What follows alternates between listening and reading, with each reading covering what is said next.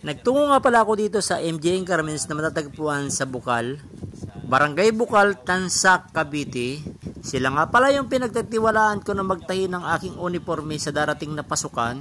Bukod sa maganda ay matibay pa ang kanilang tahi. Ito ay subok na at pinagtitiwalaan ng maraming mga kaguruan dito sa bayan ng Tansa. Sa mga nagnanais na magpatahi dito at hindi pa nakabili ng sarili ng tila, ay pwede sila magtungo dito at sila ay nag-o-offer ng isang set na kasama na ang kanilang tila, kasama ang tahi, na nakakalaga ng 1,200 pesos. Tama po kayo sa narinig nyo, 1,200 lamang po ang kanilang ibinibigay na price. Sa mga gusto po magpatahi ay magtungo po kayo doon sa kanilang lugar. Ang address po ay Block 9, Lot 32, Springtown Subdivision, Southgate na matatagpuan sa Barangay Bukal, Tansak, Cavite. Pinasukat nga pala ni Sir Michael ang sampul na tinahi niya.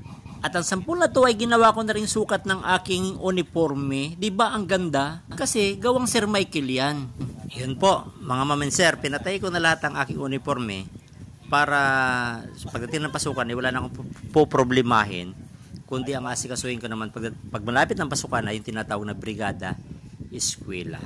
Sa buting nakahanda na ang ating susuting uniforme para hindi na tayo magmadali pagdating ng pasukan. Ano pa inaantay nyo? Sa mga nagnanais magpatahi ay pwede nyo pong i-message at pwede rin po kayo magtungo doon sa address na ibinigay ko doon sa unahan ng aking video.